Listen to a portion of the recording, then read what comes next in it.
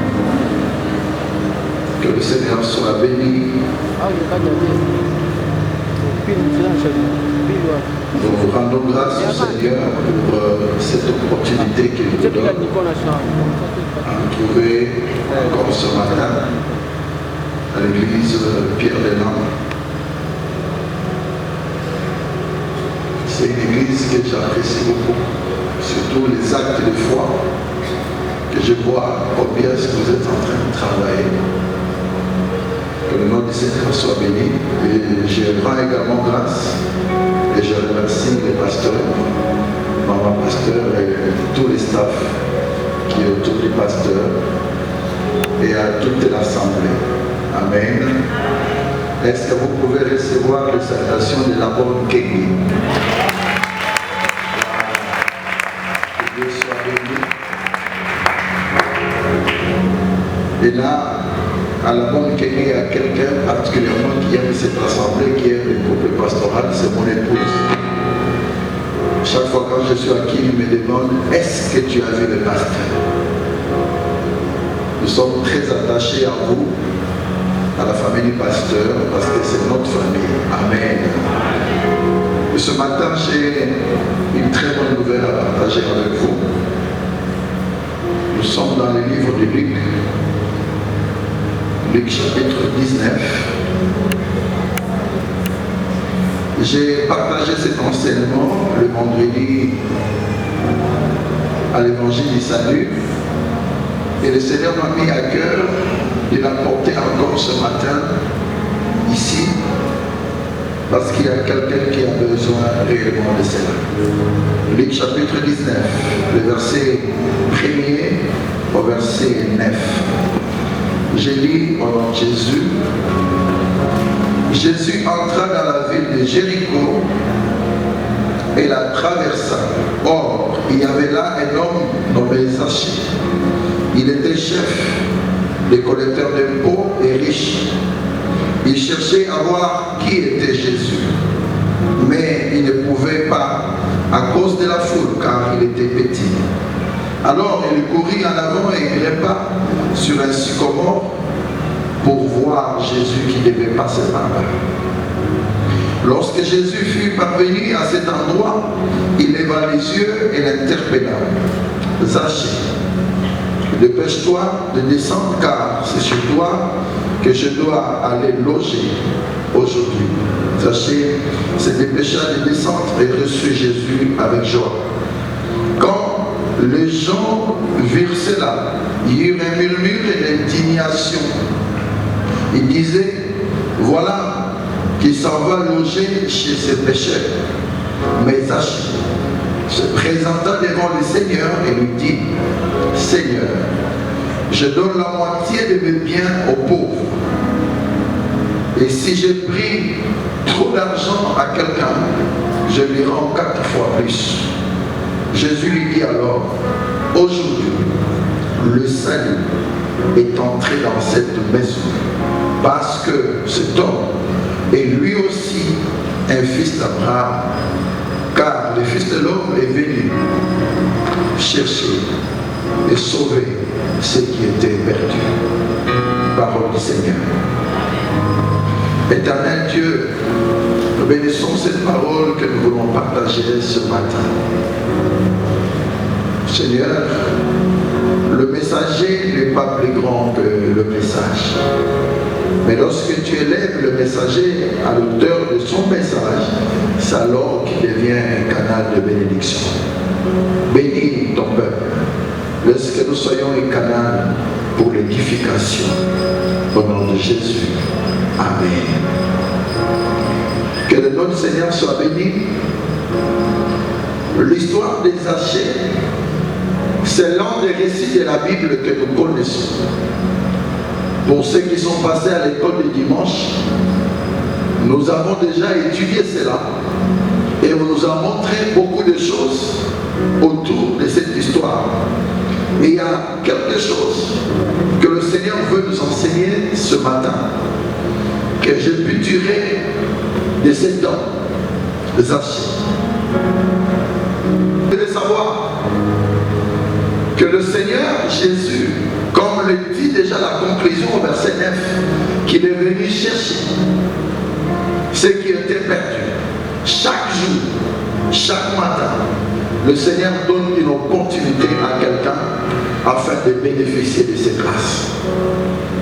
Mais le problème, c'est que les hommes ne sont pas attentifs à comprendre qu'est-ce que le Seigneur a besoin de faire dans leur vie. Et c'est là que je demande, qu'est-ce que tu es venu faire ce matin? Tu es venu parce que tu as l'habitude de venir. Tu es venu parce que si tu ne viens pas, on va te demander après, pourquoi tu n'es pas venu? Certainement ce matin, il y a quelqu'un qui est venu et qui a besoin de voir la main de Dieu agir dans sa vie. Alléluia. Et le thème que je voulais nous partager, comme je l'avais dit, le geste qui attire la faveur de Dieu envers nous, pour ceux qui écrivent bien sûr. Nous avons des gens toujours qui n'écrivent pas. Les gestes qui attirent la faveur de Dieu envers nous. Je voulais d'abord expliquer les termes, 3 termes qui sont dans ce sujet. Le premier, c'est d'abord geste. Le deuxième, c'est attirer. Et le troisième, c'est faveur. Parce que si nous comprenons les 3 mots, nous allons comprendre exactement qu'est-ce que le Seigneur veut nous dire ce matin. Le geste, c'est quoi? Qu'est-ce que j'appelle geste? Le geste, ce sont des mouvements du corps, tels que je suis en train de parler.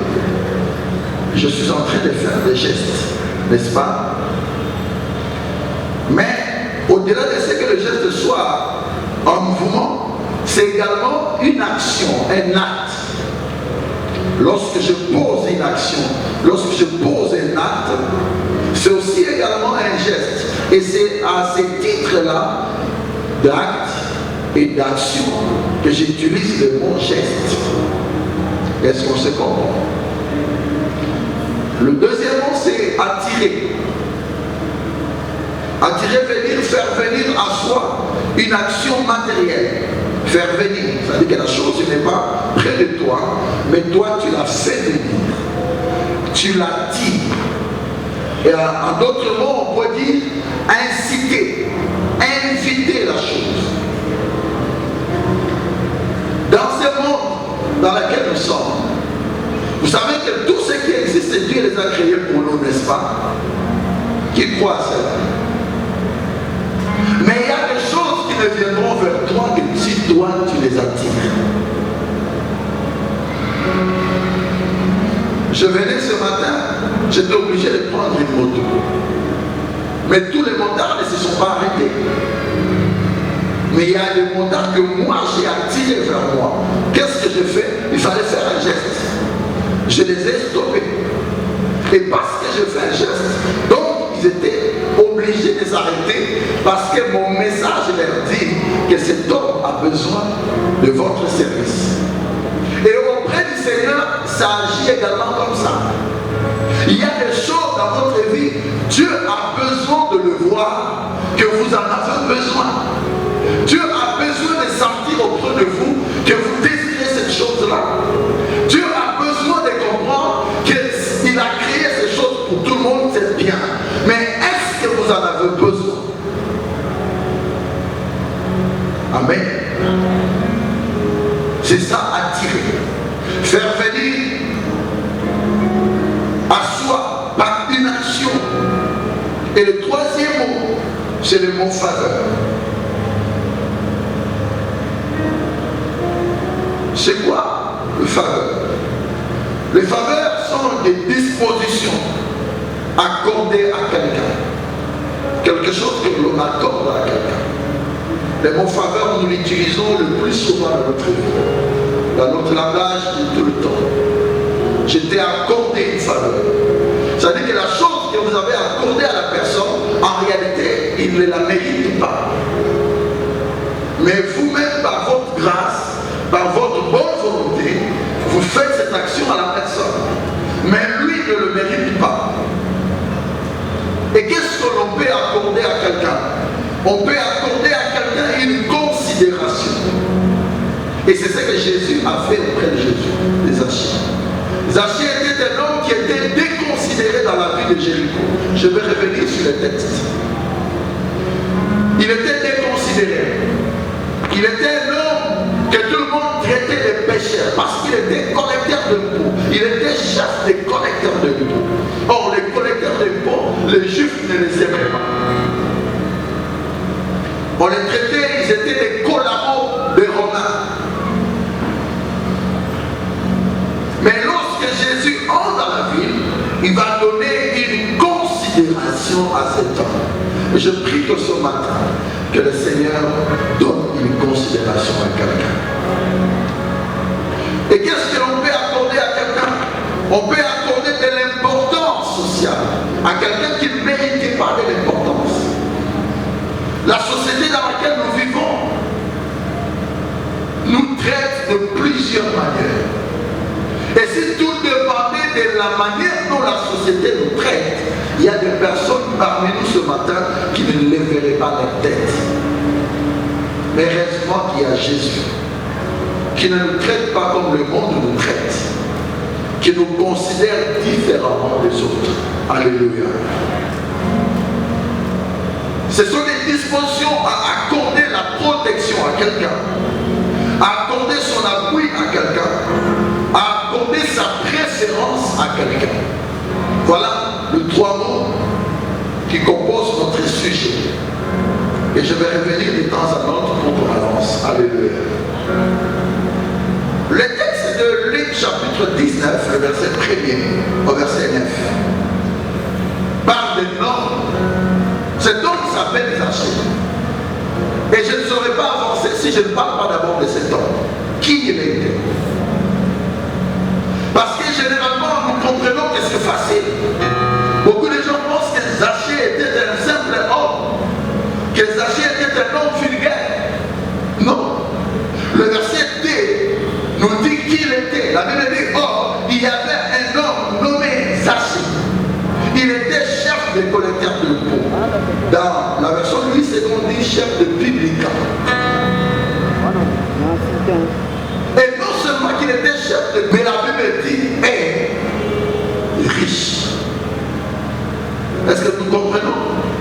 La Bible dit quoi? Il était comment? Riche.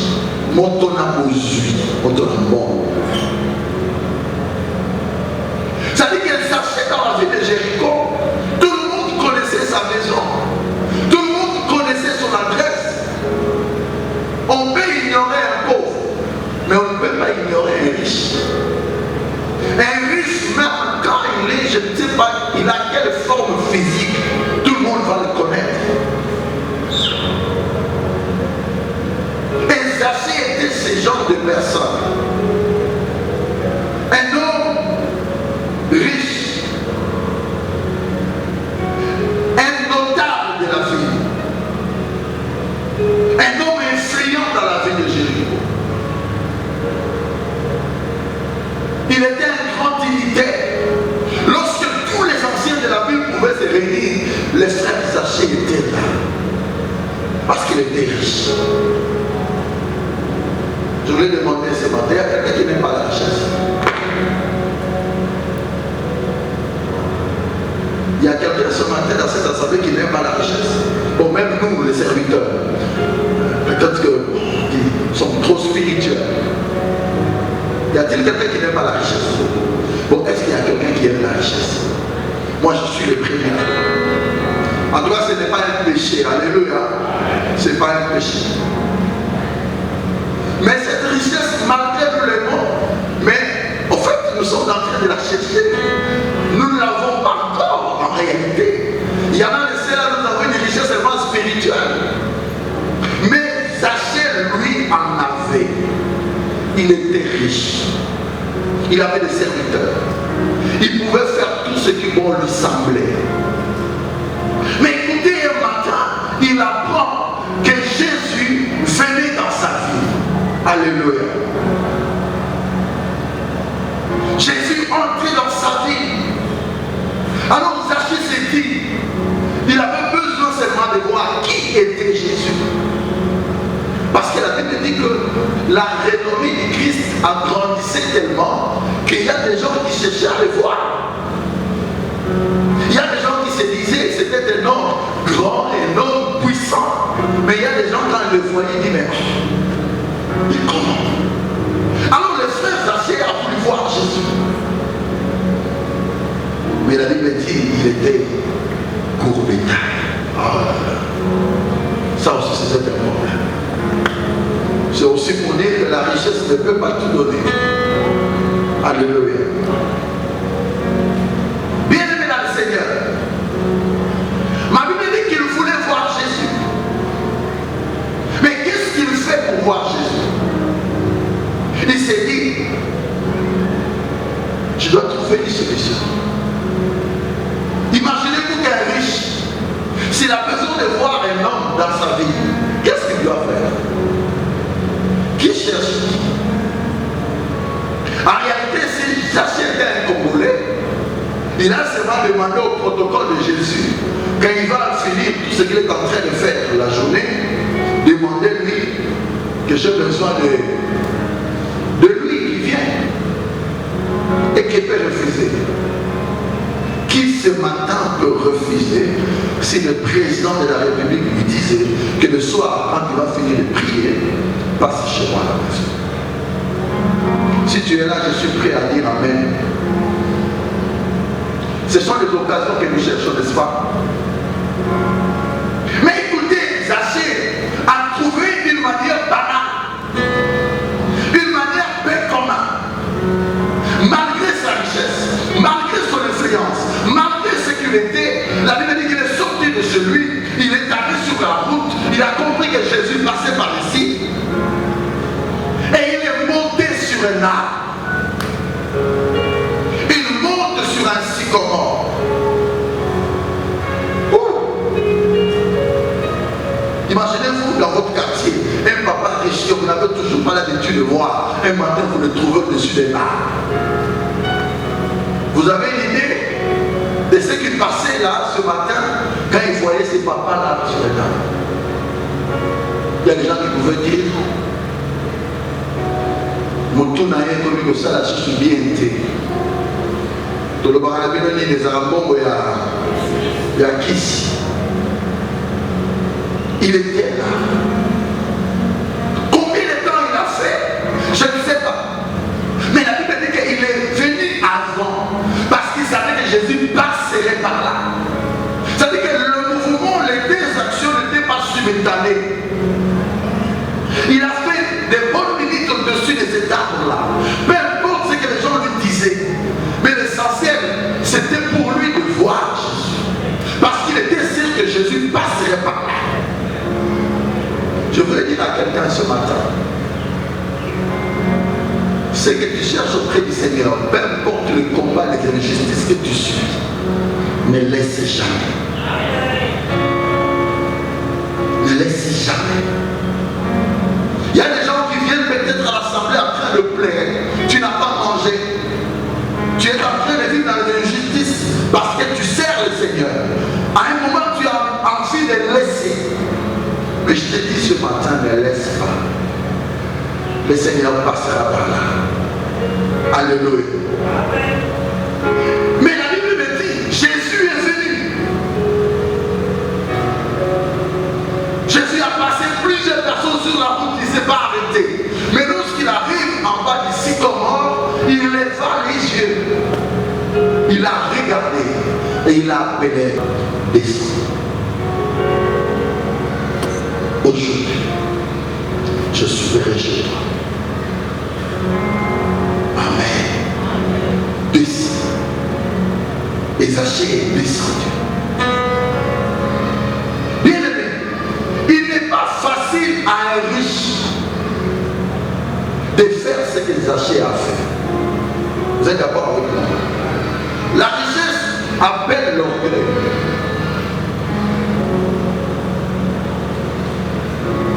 Les riches dans l'ensemble, ils sont orgueilleux. Et c'est pourquoi les Christ nous enseigne dans le livre de Matthieu 19, 23, 24, qu'il est difficile à un riche d'être sauvé. C'est pas moi qui le dis, c'est le Seigneur. Il dit qu'il est facile à un chameau de passer par les guilles, par les trous de l'aiguille, mais il est difficile à un riche d'être sauvé. Mais c'est donc malgré sa richesse, il monte sur un arbre pour voir Jésus. Vous pensez que c'est un acte facile? Parce que tout le monde peut le faire. Parce que tous les riches pouvaient agir comme ça. Nous avons des gens même à l'église. Dès qu'il a un travail, mais il commence à vous donner des justifications. Dès qu'il a un peu d'argent, mais sa fidélité aussi devient un problème. Mais c'est donc à payer un prix. Il est monté. Il s'est dépassé de sa position sociale à cause de quelqu'un. Et cette personne, c'est Jésus. Il voulait le voir. Le geste qui attire les faveurs de Dieu vers nous. Le premier geste que nous avons tiré de ces livres, je l'ai appelé le geste qui vous coûte. Le geste qui vous coûte. Les gestes qui vous sont chers. Nous sommes habitués à servir Dieu avec le moyen ordinaire, à faire des choses ordinaires, comme tout le monde. Mais ce matin, je voulais dire à quelqu'un, sors de l'ordinaire, pose des actes qui te coûtent cher pour le Seigneur. Jésus ne pouvait pas passer là-bas parce que cet homme s'est sacrifié. Il a sacrifié son autorité, il a sacrifié son pouvoir, il a sacrifié son argent. Il monte au-dessus des lames comme un bateau. Non, Jésus ne pouvait pas passer. Jésus s'est arrêté. Bien aimé, là où il y a quelqu'un qui pose des gestes qui le coûtent, le Seigneur s'arrête toujours. Il s'arrête.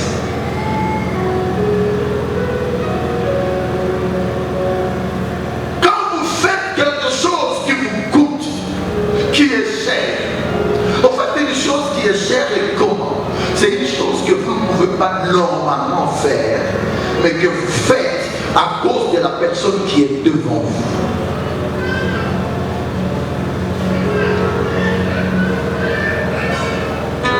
La Bible nous montre plusieurs personnes qui ont vu les faveurs de Dieu. Abraham, notre père de la foi. Dans Genèse 22, du 1er jusqu'au 18e, vous allez voir. La Bible dit que Dieu a mis Abraham à l'épreuve. Ça veut dire quoi? Le Seigneur l'a éprouvé pour voir quel était le degré de la confiance et de la foi. Autrement dit, Abraham n'était pas obligé de faire ce que le Seigneur lui a demandé. Et si Dieu savait qu'il va vraiment le faire, alors il n'allait pas l'éprouver. Mais le Seigneur s'est dit, ok, je dois voir quel est le degré de sa confiance. Il appelle Abraham le matin. Il dit, Abraham, prends ton fils. Et j'aime la précision. La Bible dit, ton fils, ton unique. Et Dieu ne s'arrête pas. Celui que tu aimes beaucoup. 3 précisions. Ton fils, ton unique, celui que tu aimes. Prends-le. Va me l'offrir. Sincèrement. Si ce message venait dans une famille ce matin ici, soyons sincères. Est-ce que l'homme allait même sortir de la porte? Les mamans sont là. Il allait sortir de la porte de ta maison. Heureusement aussi, Abraham n'a rien dit auprès de sa femme. Parce que cela ne le parlait pas, ça va tromper le gars d'une foirée. Il n'a rien dit. Les mamans, vous êtes d'accord quand même avec moi. Qu'est-ce qu'il avait dit à Sarah? Ah, il n'allait même pas sortir. Avant même qu'il ne sorte, le chef de quartier allait déjà être au courant. Mais il a pris son enfant. Il est sorti avec lui. Chemin faisant, l'enfant lui demande, mais papa, nous avons le bois, nous avons tout. Mais où est l'agneau? L'Éternel pouvoir. Ils arrivent au-dessus de la montagne. Comme à l'aventure, il prend son fils, il le lit.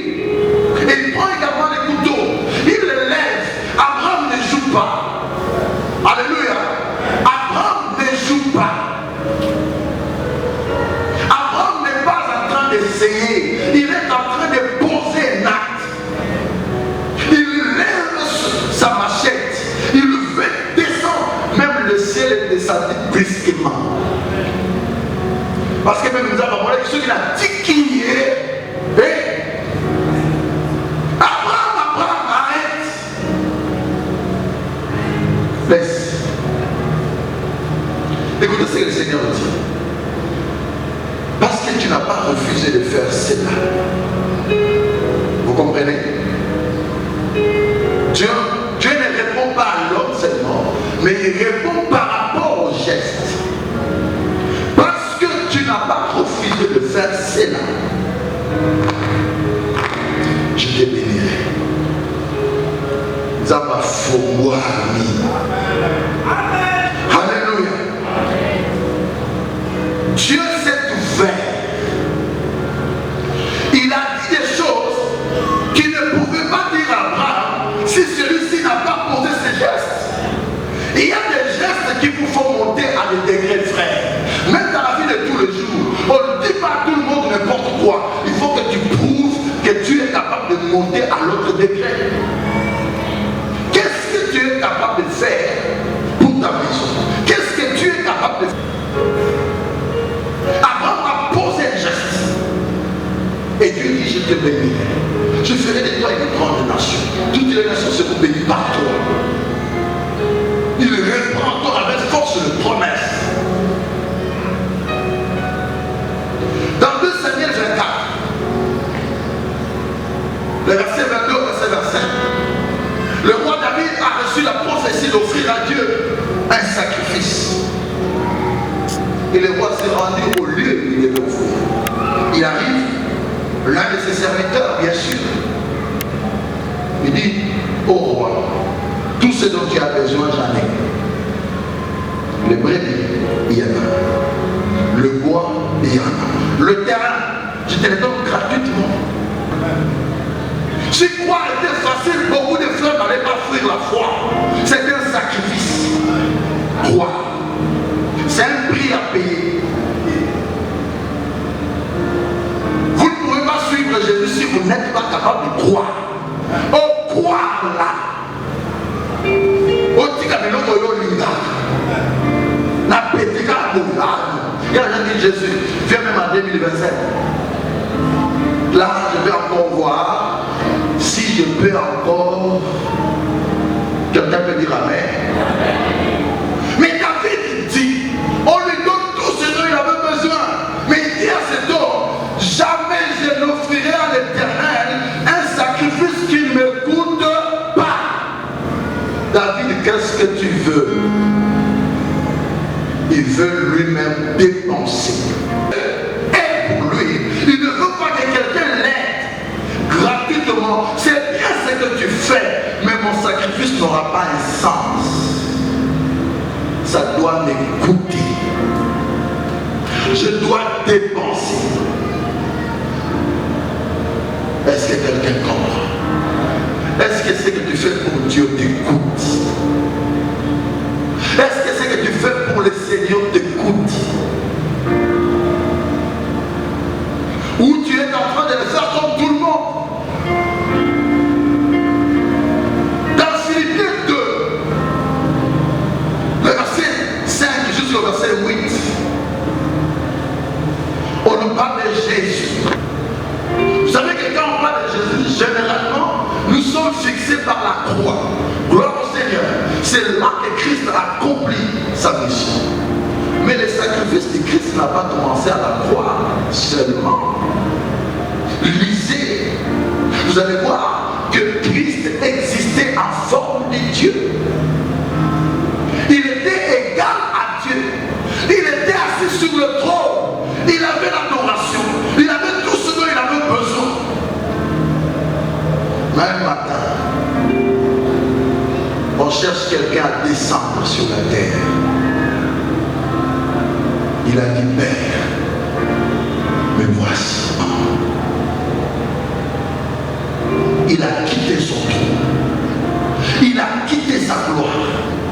Il a quitté l'adoration. Il s'est dépouillé. Et Jean Philippiens dit, il est devenu semblable à l'homme. Pas seulement un homme. Jésus n'est pas devenu un homme comme un président. Il n'est pas devenu un homme comme un député. Il est devenu un simple homme. Et c'est quelqu'un comme un simple homme. Un serviteur. Un vaurien. Dans la société, tous les grands ne l'ont pas considéré.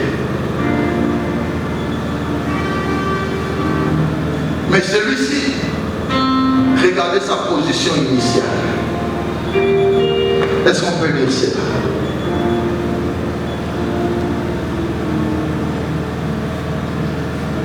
Philippiens.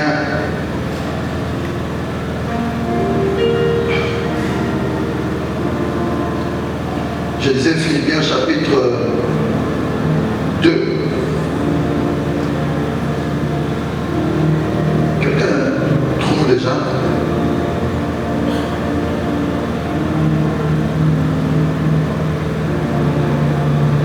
Le verset 5. Chapitre 2, le verset 5. Ma Bible dit ceci.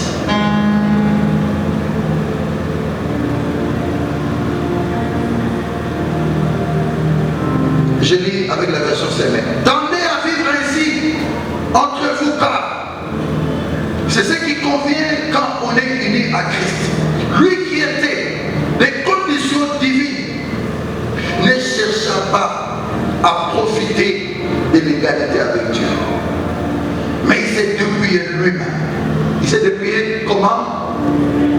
Il s'est dépouillé comment? C'est un acte volontaire. Il s'est dépouillé lui-même. Il s'est dépouillé lui-même. Et il a pris la condition d'un serviteur en se rendant semblable aux autres, se trouvant ainsi reconnu à son aspect comme un simple homme. Il s'abaissa lui-même en devenant obéissant, jusqu'à subir la mort. Oui, la mort de la croix. Et j'aime le verset 9. Le verset 9, c'est une conséquence, pas seulement de sa mort, mais aussi de ce qu'il s'est sacrifié en quittant son trône et en venant comme un simple homme. Quelqu'un peut dire amen. Et c'est pourquoi Dieu l'a élevé. Dans la version lui, c'est qu'on dit Dieu l'a souverainement élevé. C'est un geste qui a coûté. Autour de nous, pour se maintenir au pouvoir. Qui d'entre nous, frères, qui marche sur les tapis roulants, qui peut facilement les quitter facilement? Qui? En tout cas, pas dans ce pays. S'il faut changer la constitution, on va le faire. S'il faut tuer, on doit le faire. Mais pourvu qu'on garde. Mais Jésus, pour toi, il a posé un acte qui l'a coûté. Pour te sauver, ça coûtait son trône. Pour te sauver, ça coûtait sa gloire. Pour te sauver, ça coûtait sa position. Il est descendu. Bien-aimé, quand vous faites pour Dieu des choses qui vous coûtent, toutes ces choses-là vous payent. Les choses qui ne vous coûtent pas ne vous payent pas auprès du Seigneur. Est-ce que je parle à quelqu'un? Et le deuxième geste, parce que le temps est en train de courir, que Zachée a posé, c'est un geste qu'il a dépouillé. Le geste qui dépouille. Ce jour-là, dans la maison de Zachée, il y avait un riche réellement, un riche spirituel réellement. Lorsque Zachée voit Jésus dans sa maison, il va avancer. Il lui dit, Seigneur, le verset 8, je donne la moitié de mes biens aux pauvres. Ça, c'est la première chose. Et si j'ai pris quelque chose de quelqu'un par surplus, je vais le remettre encore combien de fois? 4 fois plus. Imaginez-vous, ce soir-là, dans la ville de Jéricho, l'économie en Pokémon. Imaginez-vous que Zachée, pendant 4 ans, il t'avait pris 10 000 $. C'est plus qu'une banque. Donc un soir, comme ça, on vous appelle Papa Jean-Claude. Papa Zachée veut remettre votre argent. 10 000 $ fois 4. Combien? Il a troqué sa richesse. Mais qu'est-ce qui fait parler à Zachée? Jésus. Et depuis que Zachée est dans la maison de Jésus, dans la maison de Zachée, il ne parle pas. Alléluia. Il n'a rien dit. Peut-être qu'on lui a servi à manger, il était en train de manger, mais il n'a rien dit.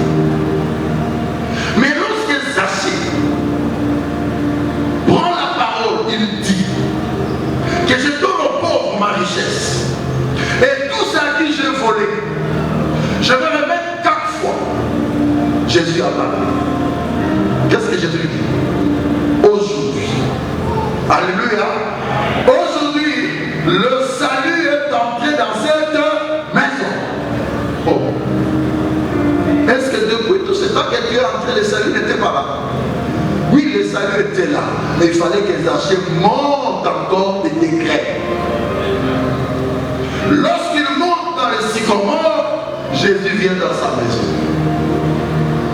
Mais lorsqu'il s'est dépouillé, Jésus lui donne la vie éternelle. Autrement dit, si Zachée n'a rien dit, Jésus allait manger, boire, et puis à la fin, sortir. Et puis il allait boire, rentrer, sortir. Dans le livre de Genèse, on nous parle de la destruction de la ville de Sodome. Dieu a envoyé 300. Et ces hommes étaient en train de passer sur la ville, n'est-ce pas? Et Abraham était assis. Ces hommes ne sont pas venus chez Abraham. Ils étaient en train de passer. Mais dans l'intention, il fallait qu'Abraham fasse un geste. C'est alors qu'Abraham sort. Il dit à ces hommes, ne passez pas comme ça. Entrez dans la maison, prenait même un verre de l'eau. Il les amène pour un verre de l'eau, mais pendant qu'il prenait cette eau, il va directement chez sa femme, prépare quelque chose. Ma maman ou ma maman ou ma raté. Ça la voiture a tiré l'eau dans ma babolo dirait à Zola ma banga. Seulement il veut que ma baba kende. Ah oui. Donc nous banda bacha. Et zoto. Mais ce qui vient au bibi kaka pa. Bilo bébé. Yaya on pas pour mater. Amen. Ça va le péter amen. C'est quand ils ont mangé et bu. Et avant, ils disent bon, je vais les accompagner. Quand ils sortent avec eux, c'est là que la personne du milieu dit, est-ce que je vais cacher à Abraham ce que nous avons fait?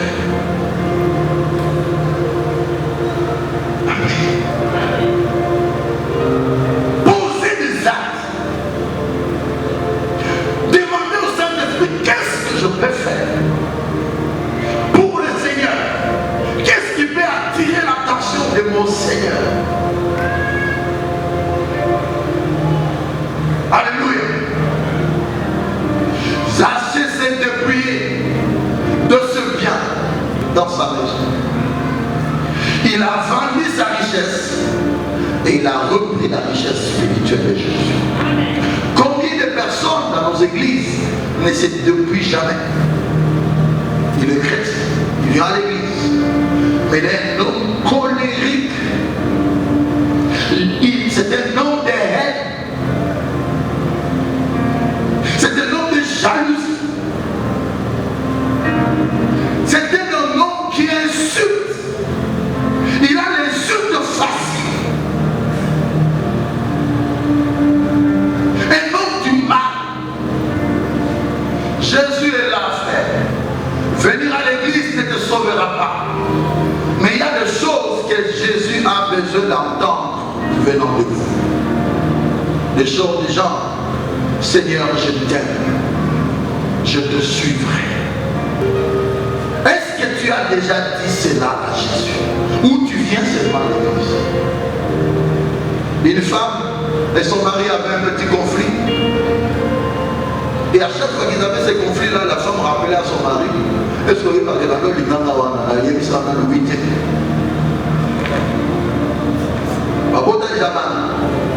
mais la maman n'avait jamais dit oui à son mari.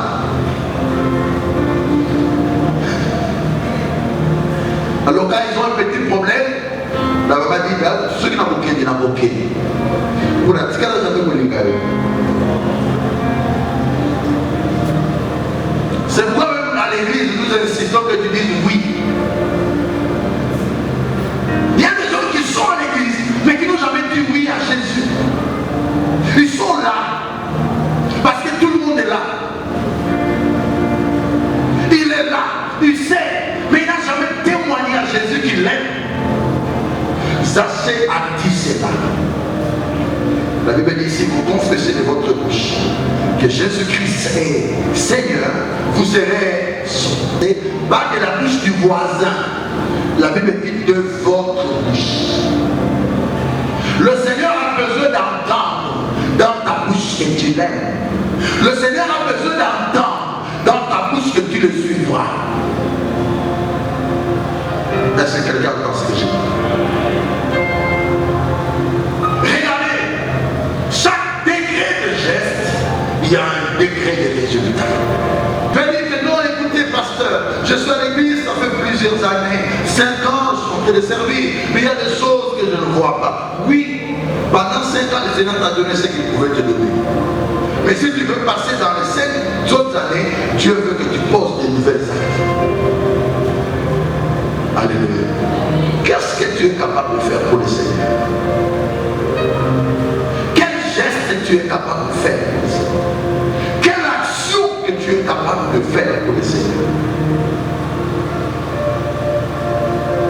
Vous savez, même il y a de besoins que nous avons à l'église. Une seule personne peut faire ça. Il peut faire ça. Il peut poser cet acte. Tu peux le faire. Parce que tu en as les moyens. Tu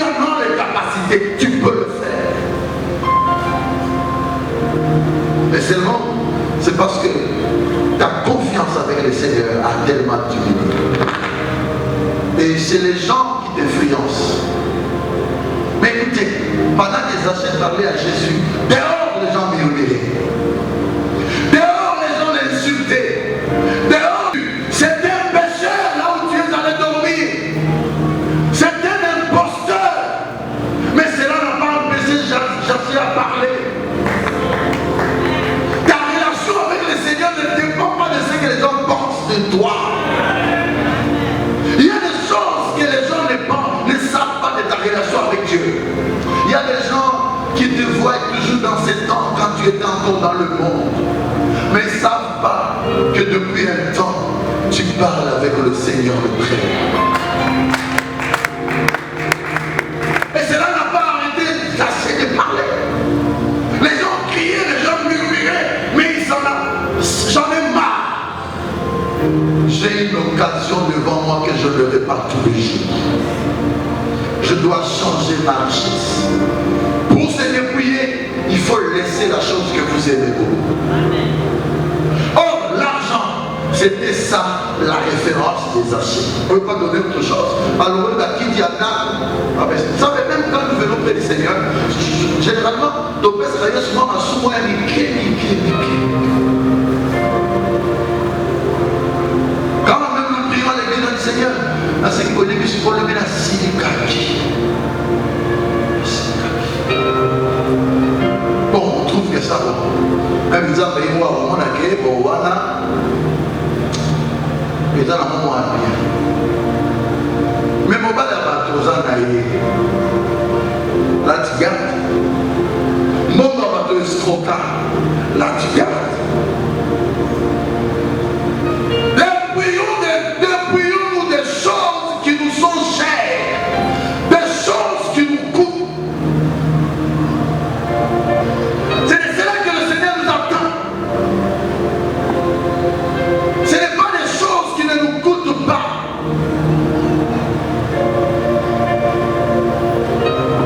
C'est l'argent, c'est sur cet argent qu'il bâtissait toute sa vie. Frère, il y a quelque chose qui t'empêche pour que tu avances avec le Seigneur. Ça peut être ton travail. Tu l'aimes tellement que tu ne sais pas avancer avec le Seigneur.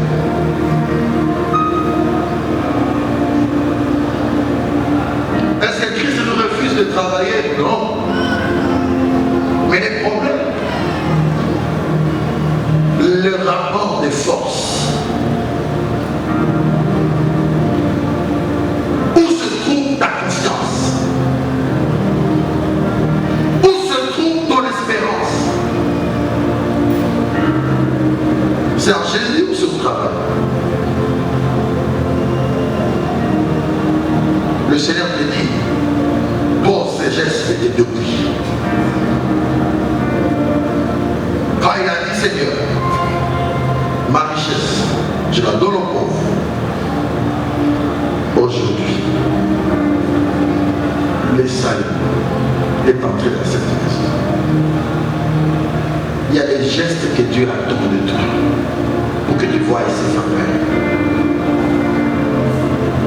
Le Seigneur sait que tu peux le faire, mais tu ne le fais pas. Certaines grâces s'éloignent de toi. Certaines faveurs s'éloignent de toi. Mais ce matin, Dieu te dit, il y a des choses qu'il t'a destiné de faire, mais que tu as arrêté de faire. Il y a des choses que tu pouvais faire pour lui. Pas à cause des hommes, mais pour lui. Mais tu ne le fais plus. Et depuis que tu as arrêté, tout s'est arrêté également. La faveur de Dieu est là, ce matin. Ce qui vous coûte, vous paye. Alléluia. Ce qui vous coûte, vous paye. Est-ce que tu es prêt à faire un sacrifice pour le Seigneur? Comme cet homme qui est monté, qui a oublié sa position, qui a oublié ses richesses, mais qui a passé des actes devant les insultes des gens. Des fois, tu te dis, moi, un licencié. Moi, ceci, cela. Moi, ceci, cela. Je ne peux pas. Ça, je ne peux pas faire. Celui que nous évoquons en sérieux est plus qu'un licencié. Celui que nous venons chercher en sérieux, il est plus qu'un riche. Il te donnera des choses que l'argent ne te donnera pas. Je voulais que nous puissions prier.